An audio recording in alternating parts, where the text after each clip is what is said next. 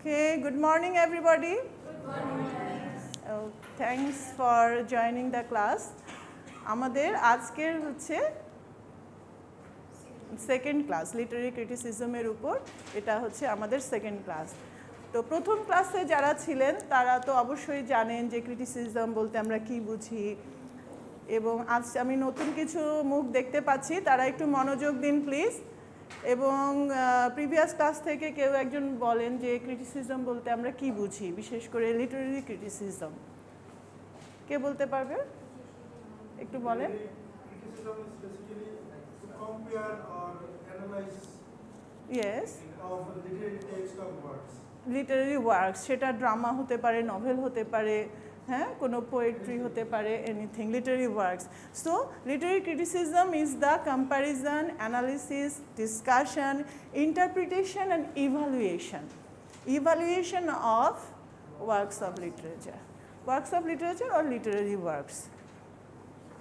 এটা আমরা কি essentially an opinion supported by evidence relating to theme, style, setting আর historical and political context.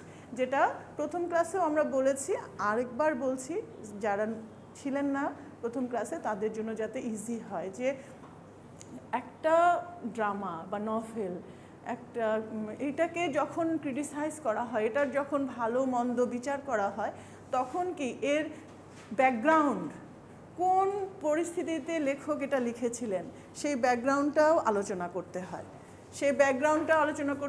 Setting, style. Setting বলতে কি বুঝি আমরা? সেটিং কি বলেছিলাম? টাইম অ্যান্ড প্লেস, কোন জায়গায় কোন প্রেক্ষাপটে হয়েছিল এবং কোন সময়ে হয়েছিল, এবং সেই সময়কার যে পলিটিক্যাল ইকোনমিক সিচুয়েশনটা কেমন ছিল। These are very much important to analyse a text. একটা টেক্সটে যখন বিচার বিশ্লেষণ করা হয়, ওই ব্যাকগ্রাউন্ডগুলো জানতে হয়। ইভেন যে লিখছেন সেই অথরের পার্সোনাল লাইফটা কেমন ছিল, তার পড়াশোনা কেমন ছিল, তার ফ্যামিলি ব্যাকগ্রাউন্ড কেমন ছিল, তার জন্ম কোথায়, সেগুলোও কিন্তু ডিটেলসে জানতে হয়। না হলে কিন্তু মানে সমালোচনা করাটা আসলে সম্পূর্ণ হয় না। একজনকে যদি আমি নাই জানি ঠিকভাবে, তাহলে কিভাবে তাকে আমি সমালোচনা করতে পারি, তার সম্বন্ধে কিছু বলতে পারি। তো আজকে আমাদের যে টেক্সটটা আমরা পড়ব ডক্টর স্যামুয়েল জনসনের প্রিফেস টু শেক্সপিয়ার। এটা আমাদের সেকেন্ড লেকচার। যদিও আগের ক্লাসের কথাগুলো কিছু কিছু ফিরে ফিরে আসবে, আমি ইচ্ছা করেই ওগুলো আবার এই স্লাইডেও কিছু কিছু রেখেছি, সো দ্যাট একই কথাই আপনারা বারবার শুনে শুনে যাতে আপনাদের একটা মেমোরাইজেশনের মতো হয়ে যায়। এবং আমি তো জানি যে অনেকেই নতুন আসবে, আবার তাদের জন্য ইজি হবে যারা ফার্স্ট ক্লাসটা করতে পারেননি। যেটা হচ্ছে যে স্যামুয়েল জনসন কি তার কন্ট্রিবিউশন কি ইংলিশ ল্যাঙ্গুয়েজে, তার কন্ট্রিবিউশন আমরা গতদিনও আলোচনা করেছিলাম, এখানে অল্প কিছু আছে। গতদিন আমরা ওখানে দেখেছি যে উনি এসেইস্ট, বায়োগ্রাফার, লেক্সিকোগ্রাফার মিনস কি বলেছিলাম, যে ডিকশনারি উনি লিখেছেন, এবং উনি লিডিংয়ে ছিলেন। অলমোস্ট 9 years লেগেছিল যে English dictionary for the first time, 2 volume dictionary of English language, সেটা পাবলিশ হয়েছিল কবে? 1755 সালে, তাই না? 1755 সালে। এবং এর পূর্বে কিন্তু ইংলিশ ল্যাঙ্গুয়েজের উপর ডিকশনারি ছিল না। জনসনস পকেট ডিকশনারি আমরা দেখি না, ছোট ছোট ডিকশনারি। এখন অবশ্য মোবাইল হয়ে ডিকশনারি ওইভাবে ওপেন করাই হয় না, তাই না? তারপরেও জনসন পকেট ডিকশনারি আমরা যখন স্কুল কলেজে ছিলাম, ইভেন ইউনিভার্সিটি লাইফেও আমরা ডিকশনারি ইউজ করেছিলাম। এরপরে দেখেন যে his remarks have an enduring impact on English literary criticism. Remarks মানে কি? তার কমেন্টসগুলো এভার লাস্টিং, মানে এন্ডিউরিং ইম্প্যাক্ট হচ্ছে যে একটা যে যে প্রভাব উনি শেক্সপিয়ারের উপরে এই প্রিফেস টু শেক্সপিয়ার লিখেছিলেন অনেক আগে। সেটা কিন্তু এখনও সেটা নিয়ে পড়াশোনা করা হচ্ছে, সেটা নিয়ে আলোচনা করা হচ্ছে। এটার উপরে আমরা এক্সাম দিব যখন, তখন আমাদেরকে আরও বেশি পড়তে হবে। সেইটাই হচ্ছে এন্ডিউরিং impact. His insights are witty, acerbic, provocative and grounded on his enormous range of reading. মানে তার যে ইনসাইটস, মানে তার যে অ্যানালিসিস, তিনি কী মনে করছেন সেগুলো কি খুব উইটি। উইটি মানে কি? উইটি, হ্যাঁ, বুদ্ধিমত্তার পরিচয় দেয়, খুব শর্টে কথা বলে কিন্তু খুবই ইন্টেলিজেন্টলি। হ্যাঁ, তারপরে কি হচ্ছে অ্যাসার্বিক। অ্যাসার্বিক বলতে আমরা কি বুঝি? অ্যাসার্বিক, হ্যাঁ, যে খুব একটা কি, যে অল্পের মধ্যে একদম, হ্যাঁ হ্যাঁ, খুব একটা যে মনে হচ্ছে না যে খুব নেগেটিভ কমেন্ট করছে কিন্তু আবার নেগেটিভ নয়, এরকম মনে হচ্ছে। তারপরে প্রভোকেটিভ, প্রভোকেটিভ মানে খুব আবেদনময়, অ্যাপিলিং বা, এবং শেক্সপিয়ার সম্বন্ধে উনি কিন্তু অনেক পজিটিভ কথাও বলেছেন, পজিটিভ বলেছেন, আবার কিছু তার ডিফেক্টগুলো, শেক্সপিয়ারের ফল্টসগুলো উনি তুলে ধরেছেন, আমরা দেখতেই পাবো। এবং এগুলো কেন হয়েছে? তার ইনর্মাস রেঞ্জ অফ রিডিং, মানে উনি অনেক পড়াশোনা করেছেন। শেক্সপিয়ারের প্রত্যেকটা প্লে না পড়লে তাকে নিয়ে কিভাবে ক্রিটিসাইজ করা সম্ভব? তাকে জেনেছেন, তাকে পড়েছেন। হ্যাঁ, কিছু বলতে চাচ্ছেন? অ্যাসার্বিক হচ্ছে যে খুব, যেটা বলে না যে তীক্ষ্ণ কিছু ইয়ে থাকে, বা খুব পয়েন্টিং, পয়েন্ট করে কিছু বলা। হ্যাঁ, ওকে, নেক্সট। তারপরে হচ্ছে কি যে Johnson makes an important general statement. আচ্ছা, এখন জনসন তার শেক্সপিয়ার সম্বন্ধে কমেন্ট করা শুরু করেছে, যেহেতু এটা সেকেন্ড লেকচার। প্রথম লেকচারে কিন্তু আমরা ডিটেলসে দেখেছিলাম জনসন কে ছিলেন, শেক্সপিয়ারের, ইভেন শেক্সপিয়ারের ডেট অফ বার্থ, শেক্সপিয়ারকে কি বলা হতো, তার, হ্যাঁ, জন্মস্থান কোথায় ছিল?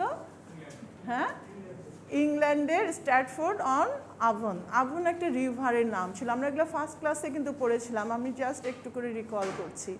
সেটা প্রথম যে লেকচার, যে স্লাইডস ছিল সেখানে আছে, when I will share you get it. তারপরে তাকে কি বলা হতো? বার্ড। এই বার্ড কোন bard? BARD, right, BARD, thank you. এই জন্য না রেগুলার ক্লাস করলে কিন্তু এই যে কথাগুলো শুনে শুনে, আর you can write on your copy, bard of Avon. Okay, Avon হচ্ছে একটা রিভারের নাম, ওই যে তার যে হোম টাউনের পাশে এই রিভার ছিল। এই বার্ডকে অর্থ কি? কবি, professional story teller. Story teller, আগেকার যুগে তো ওই গল্প শুনে শুনে মানুষ এক জায়গায় জড়ো হতো সবাই, হ্যাঁ, সেখানে একজন গল্প বলতো, সেকেই বার্ড বলা হয়। BARD, BIRD, সেই বার্ড তো হচ্ছে পাখি, তাই না? BARD, professional story teller, professional story teller, মানে যারা স্টোরি বলে বাট প্রফেশনালি, এবং এই স্টোরি থেকে তারা কি আর্ন করে, এই জন্যই প্রফেশনাল। একটা হচ্ছে যে মানুষ দাদা দাদি নানিদের কাছ থেকে গল্প শোনে, সেটা নট প্রফেশনাল, সেটা তো, হ্যাঁ, বাসাতেই শোনে দাদি নানিরা, যদিও এখন সেই যুগ আর নাই। আগে আমাদের সময় এরকম গল্প বলার ইয়ে ছিল, এখন তো বাচ্চারা সব, হ্যাঁ, ডিভাইস নিয়ে থাকে। ওকে, তো এটা হচ্ছে আমাদের শেক্সপিয়ার। শেক্সপিয়ার সম্বন্ধে কি আমরা একটু বলেছিলাম না, মনে আছে? প্লিজ, হ্যাঁ, সামবডি যারা ছিলেন, কেউ ফার্স্ট ক্লাসে, who is Shakespeare? K Shakespeare? K Shakespeare? Very prominent person in English literature. হ্যাঁ, ইংলিশ লিটারেচার শেক্সপিয়ারকে ছাড়া তো ভাবাই যায় না, তাই না? কিছু বলি, আর কি কি তার ফেমাস ট্র্যাজেডিজ? হ্যাঁ, yes, Othello, Macbeth, Hamlet, king লিয়ার, এগুলো হচ্ছে তার ফেমাস ট্র্যাজেডিজ। এবং জনসন কি বলেছেন যে তার ট্র্যাজেডিগুলো মনে হচ্ছে যেন অনেক কষ্ট করে লেখা, বাট তার কমেডিগুলো মনে হচ্ছে যেন খুব স্পন্টেনিয়াসলি, খুবই স্বতঃস্ফূর্তভাবে তার কমেডিগুলো লেখা হয়েছে। এগুলি কিন্তু তার, হ্যাঁ, কমেন্টস। এটা নিয়ে কিন্তু যে প্রিফেস টু শেক্সপিয়ার, অনেকেই বুঝে না, যে মনে করে কি যে শেক্সপিয়ারের লেখা মনে হয় পড়ছে, আসলে ডক্টর স্যামুয়েল জনসন শেক্সপিয়ারকে নিয়ে লিখেছেন, এইটা বুঝতে হবে। Preface to Shakespeare, I will provide the soft copy of the preface to Shakespeare, or if you want you can collect the book এই বই থেকে 5টা আমরা এই কোর্সের জন্য পড়ব। Okay, course outline okay I will share in the group. Next, এরপরে আমরা আসছি কি, Johnson makes an important general statement. আমরা কিন্তু প্রথম দিন দেখেছিলাম যে জনসন কি বলেছেন। এরপরে আমরা ডাইরেক্ট টেক্সটের কথায় যাচ্ছি, যে শেক্সপিয়ারের যে ড্রামাগুলো উনি অ্যানালিসিস করে উনি যে কমেন্ট দিয়েছেন, এই যে ইনভার্টেড কমার মধ্যে যেগুলো, এগুলো জনসনের স্টেটমেন্ট। বলছেন যে nothing can please many and please long but just representations of general nature.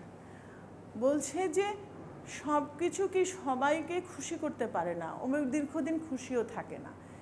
এই যে শুধু কি সব কিছুই একটা কি জেনারেল হিউম্যান নেচারের একটা প্রতিফলন।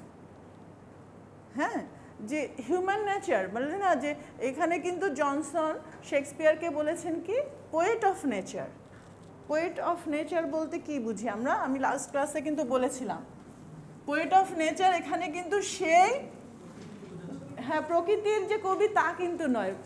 পোয়েট অফ নেচার বলতে কিন্তু ওয়ার্ডসওয়ার্থ ওনারা প্রকৃতি নিয়ে লিখেছেন, গাছপালা, ফুল ফল, এনভায়রনমেন্ট, হ্যাঁ, এসব লিখেছেন। But Shakespeare is the poet of nature. এটা হচ্ছে কি human nature. Poet of this nature refers to human nature. আমরা গত ক্লাসেও এটা দেখেছিলাম। আপনি ছিলেন না? ছিলেন তো, হ্যাঁ।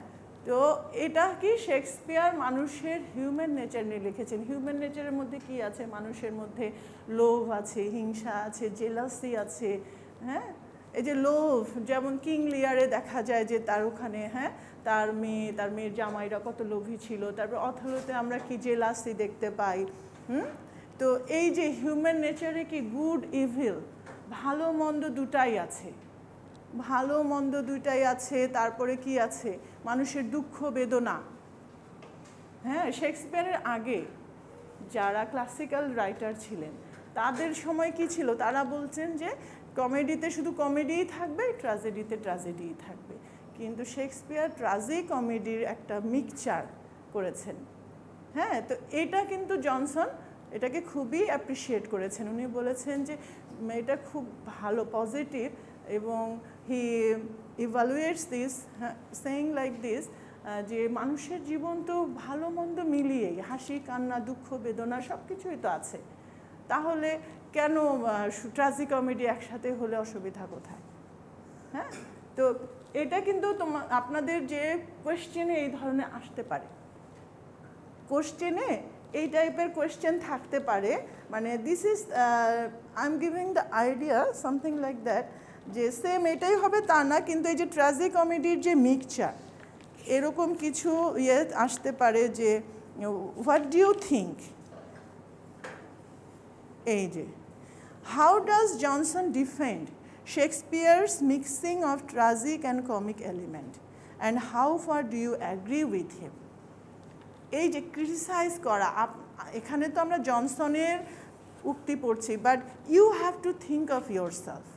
আপনাদের নিজেদেরকে চিন্তা করতে হবে। লিটারারি ক্রিটিসিজমটা এই জন্যই খুব ইম্পর্টেন্ট, যে you have to find out your own opinion, যে আপনারা কি মনে করছেন।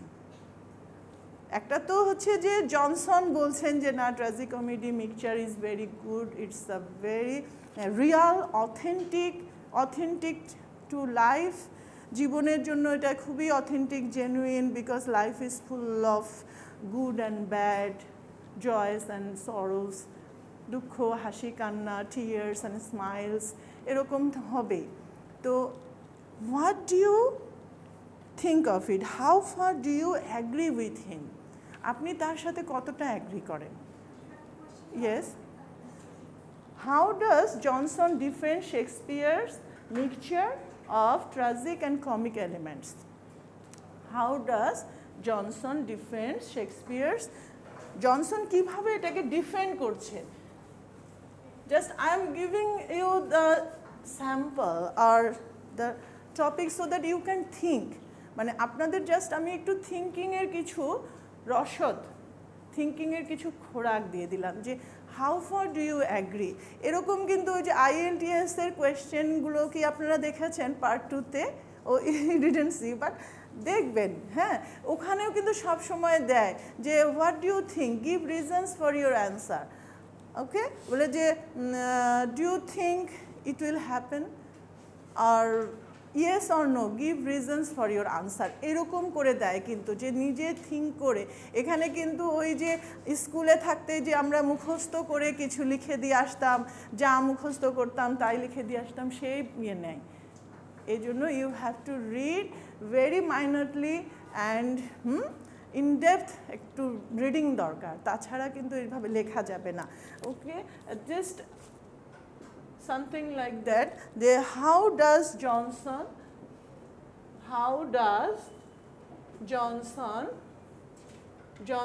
defend? আপনারা যেহেতু উইকেন্ড ব্যাচ, একটু মানে এক একটা class very valuable, very important and precious, time is very limited. খুবই কম সময় কিন্তু আমরা পাই উইকেন্ড ব্যাচের জন্য। How does Johnson defend on Shakespeare's mixture or mixture of tragic and comic elements. Shakespeare's mixture of tragic and comic elements. Shakespeare's mixture of tragic and comic. মনে করেন যে আপনাদের এর উপরে একটা অ্যাসাইনমেন্ট হতে পারে এই ধরনের, হ্যাঁ, একটা অ্যাসাইনমেন্ট থাকলে হবে কি, you have to think on the assignment, আপনাকে তখন চিন্তা করতে হবে, and you have to read other materials also. Miss তো একটা বইয়ের কথা বলছে, আপনাকে আরও অনেক কিছু একটু কালেক্ট করতে হবে। Tragic and comic elements. How far do you agree with him? How far do you agree with him? আপনি তার সাথে কিভাবে একমত হচ্ছেন বা কতটুকু হচ্ছেন, পুরোপুরি নাও হতে পারেন, আবার সম্পূর্ণ একমত হতেও পারেন, সেটা আপনার বিষয়। এবং you have to write in your own way. এই জন্য বলা হচ্ছে যে এখানে কিন্তু ওই মুখস্থ করে লাভ নেই, you have to read the text, you have to read other materials, যেগুলো হচ্ছে যে সেকেন্ডারি ম্যাটেরিয়ালস কিছু পড়তে হবে। In the course outline, I will give you some link or some sources for secondary materials also. Okay, so next, Shakespeare's, okay, poet of nature. আরেকটা কি বলেছেন, a faithful mirror of manners and of life.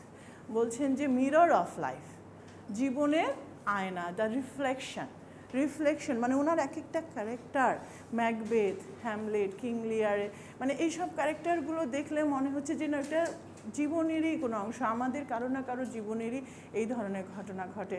অথলেতে আমরা দেখতে পাই যে কি সন্দেহর কারণে, হ্যাঁ, কি হলো, হাজব্যান্ড ওয়াইফকে মেরে ফেললো, সব মানে সন্দেহ জিনিসটা খুব খারাপ।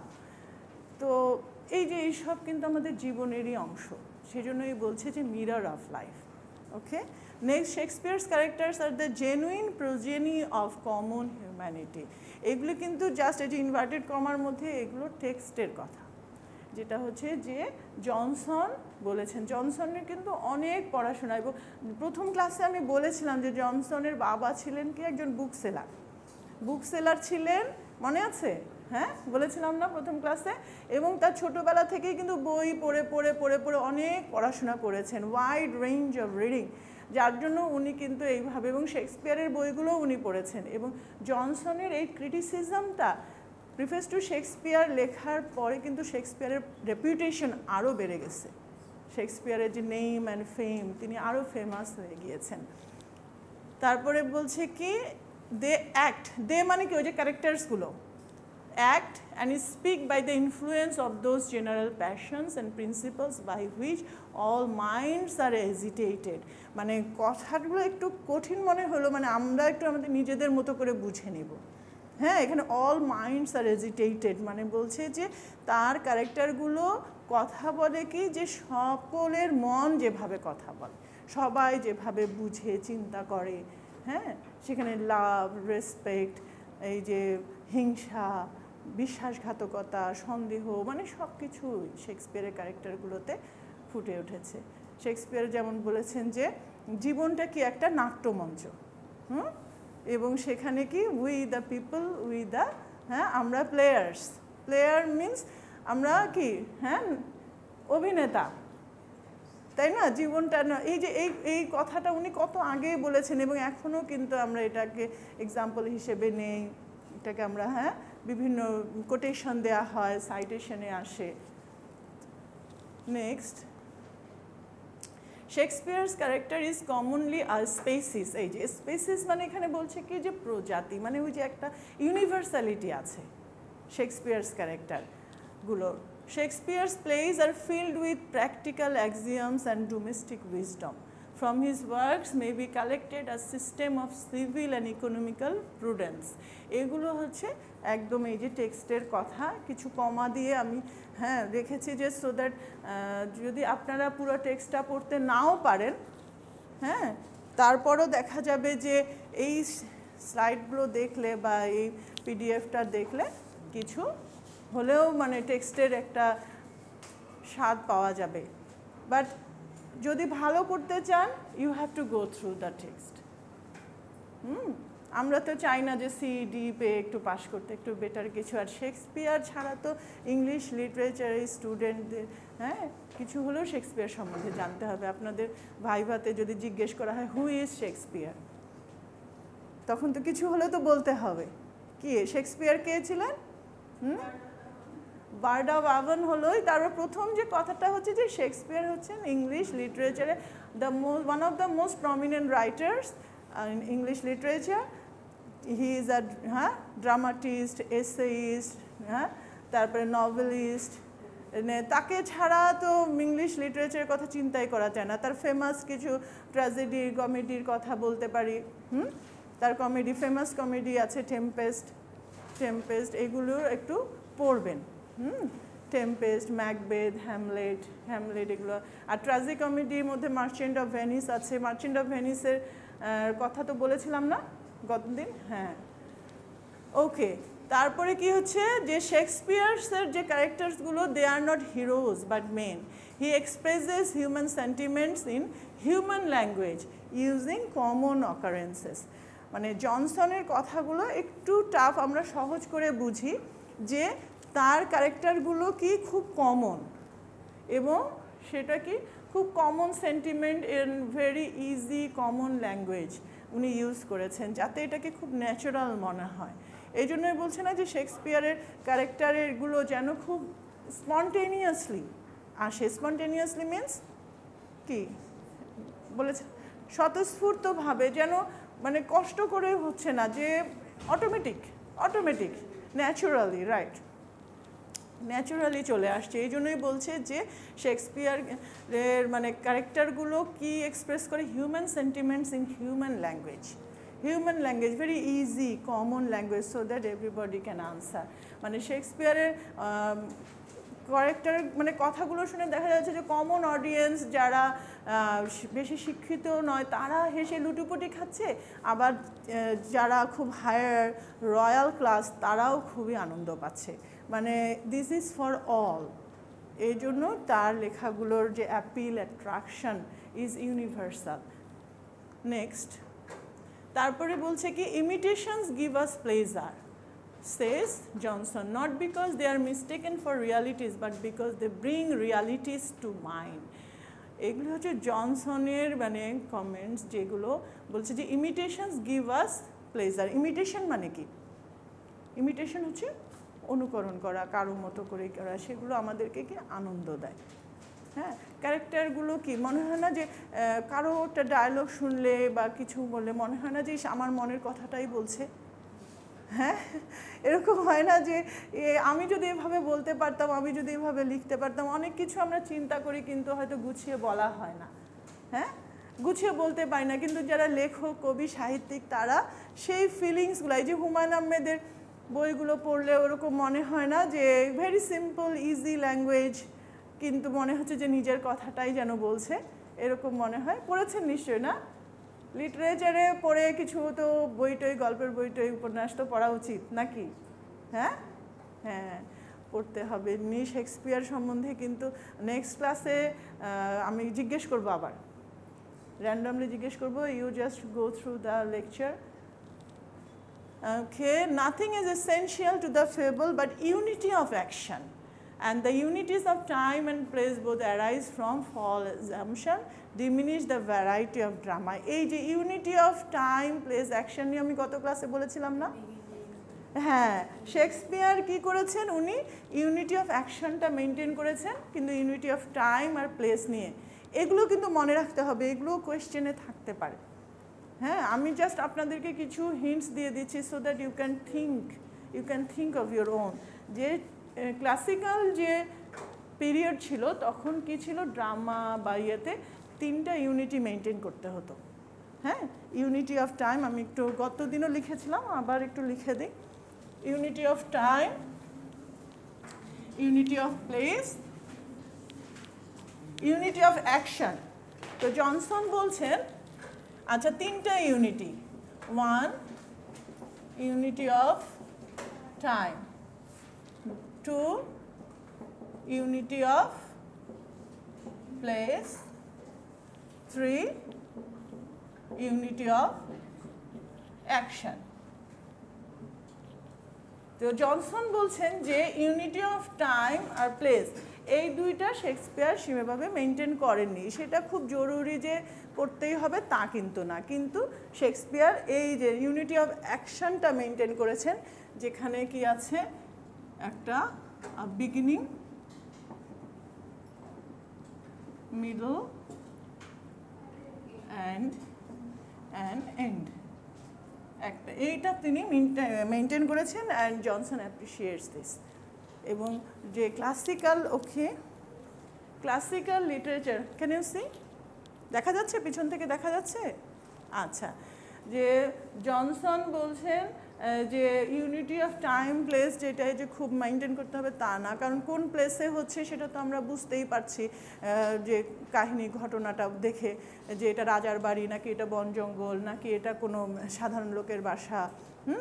আবার টাইমটা তো ওই কথাতে ইয়েতেই তো বোঝা যাচ্ছে যে এই সিচুয়েশনটা কোন টাইমের, এটা কি সেই ইয়ের সময়, এলিজাবেথান পিরিয়ড আর সামথিং লাইক দ্যাট।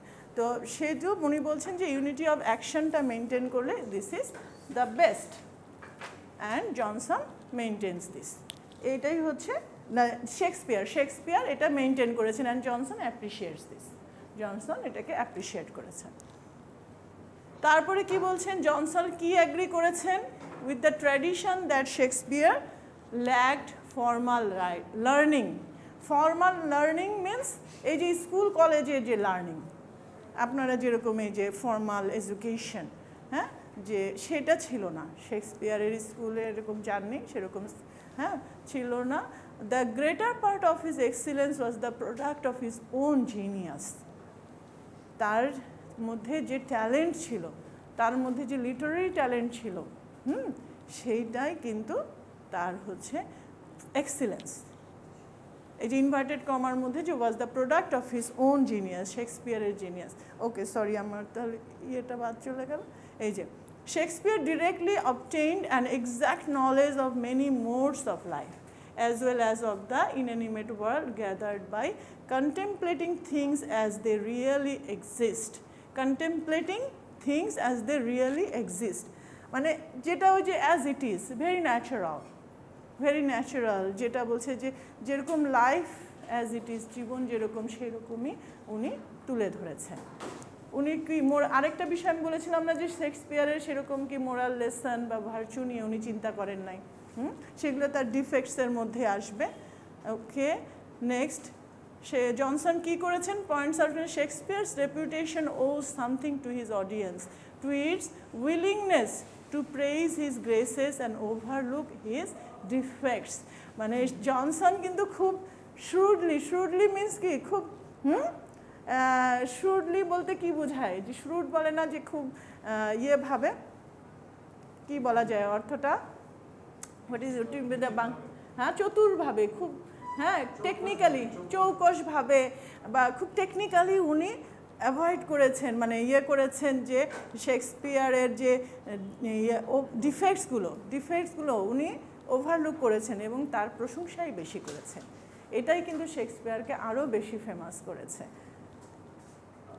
তারপরে আমরা দেখি faults and shortcomings of Shakespeare's place and characters. আমরা গত দিনও কিছু ফল্টস আলোচনা করেছিলাম, আবার এখানে হয়তো ওগুলি আবার ঘুরে ফিরে আসবে, আবার নতুন কিছু আছে। Shakespeare is more careful to please than to instruct, that he seems to write without any moral purpose. সেরকম মোরাল লেসন সেরকম কিছু নাই, উনি just to entertain the people, অডিয়েন্সকে এন্টারটেইন করার জন্যই উনি লিখেছেন। তারপরে কি হচ্ছে, শেক্সপিয়ার্সের যে precepts, axioms drop casually from him, he makes no just distribution of good and evil. মানে তার যে উদাহরণগুলো উনি দিয়েছেন, যে ফ্রেজেস, তার যে ডায়ালগস, এগুলো উনি ইউজ করেছেন, সেগুলো কি জাস্ট মনে হচ্ছে যে ভেরি ক্যাজুয়ালি, উনি অত চিন্তাই করেননি। কারণ উনি তো আর ওইভাবে না, উনি জাস্ট একটা নাটক করতে হবে, রাজা বলেছে যে এই যে 12th নাইট, এই নাটক একটা উপলক্ষ আছে, একটা নাটক বানাতে হবে, উনি জাস্ট রাজাকে খুশি করার জন্য একটা নাটক করেছেন। উনি ওইটা নিয়ে চিন্তাই করেন না যে একটা মোরাল লেসন থাকতে হবে বা একটা গুড ইভিল এইসব কিছু। উনি লাইফ অ্যাজ ইট ইজ এভাবে দেখিয়েছেন। It is always a writer's duty, Johnson বলছেন, ইনসিস্ট মানে জোর দিয়ে বলা, to make the world better. মানে to make the world better মানে কি, একটা ভালো কিছুর একটা থাকবে, উপদেশমূলক যেগুলো হচ্ছে যে মোরাল ভার্চু, কিন্তু এটা শেক্সপিয়ারের মধ্যে নাই, শেক্সপিয়ারের লেখার মধ্যে নাই। তো okay, this is the last slide. তো যেটা হচ্ছে যে এইটাই কিন্তু আমরা প্রথমেই দেখলাম যে জনসন এটাকে কিন্তু ওইভাবে উনি নেননি, উনি খুব টেকনিক্যালি এটাকে ওভারলুক করেছেন, যার শেক্সপিয়ারের যা ডিফেক্টগুলো আছে, কিন্তু উনি ম্যাক্সিমামটা, বেশিরভাগটাই তাকে তার প্রশংসাই করেছেন, তার ভালোগুলো যেগুলো নতুনত্ব আছে, যেমন ট্র্যাজিকমেডি, এর আগে মিক্সচার ছিল না, উনি করেছেন, হ্যাঁ, এগুলোই। ওকে, সো থ্যাংক ইউ অল।